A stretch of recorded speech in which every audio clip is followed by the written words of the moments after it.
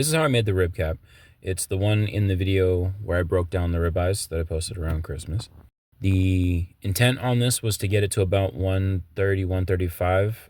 Usually it's a little higher than I would take a ribeye for myself, but it wasn't for me. So I tried to take it up a little higher. It was too small for my meter, so I just eyeballed it, and it ended up at 138.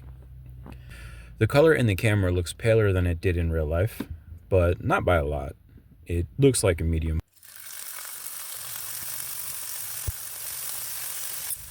The oil in there is the beef rendering from when I did the confit Christmas dinner.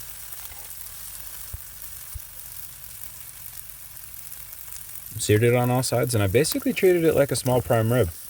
I figured it was too tall to do entirely on the pan without having to babysit it.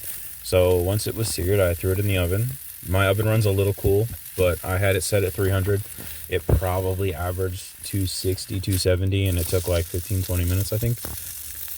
I've noticed that I have to be careful cutting these. Not cutting. I have to be careful tying these, and I have to be careful cooking them, because if I don't tie them tight, it's almost like I create a steam channel through the center, and they cook a little more unevenly. For the price, for a fraction of the price, I got a steak that is better than a tenderloin in every way. You just have to make sure you take it up a little higher, because this section of the ribeye, the cap, has a little bit of connective tissue if you don't trim it out real well.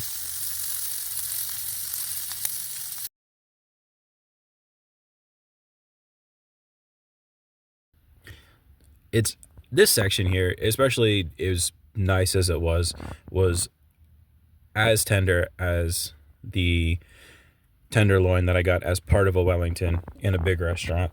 Flavor wise, I prefer this. The ribeye is just much better flavor than a tenderloin, and it didn't need the dressing. It doesn't need all the bullshit that, I mean, puff pastry is good bullshit, but it's not necessary.